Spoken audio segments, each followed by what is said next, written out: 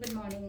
Ngasi card message yang se ngasi card message se koi gi rashi gi matungina ka rashi matungina ka trying to katang lo thokcharage trying to shidagi sai chagi rashi ma pado khala khalda ka tumai taraga yengase ka silere ahanba anishuba ahum mari manga taruk taret nipan mapan Taramathoi, Taranithoi.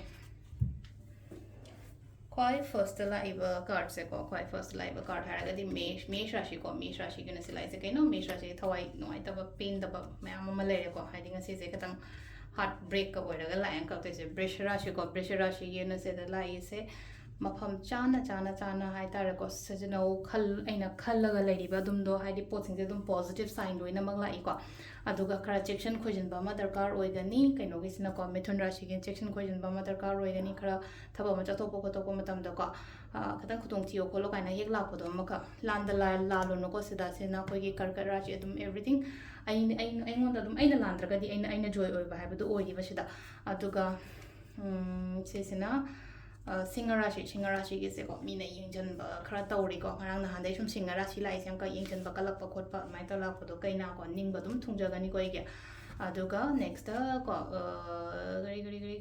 Tularashi, positive, when like a positive and success and the like of Kenosinaca. Aduga said the Wakan no item of Kota was some lady, Sigi Bridget Senator Yanka, Hadiloina Manka, Lint had Osira to Osira and a Kanbadonka. Aduga, Danugi Danella is again no Hagan, the hiding Mina Matengumba, Gumba, the minus like Mina Matengumba, Matakumba, Dynamatingumba, Torokoto.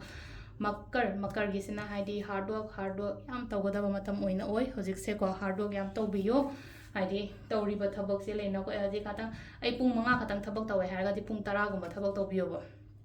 aduga next na mu keno se ko makar kumba gi slide se khali ba ningi ba mayam se dum phangani loishale a problem se loin chat khre kaina ka haibe mong da lai ko silai se ko last ki minna se thoi noi ta ba pen da bagum ba yam lei ba oina oi ba dong kha ngang na chu dum khra taina khra lei gum to bane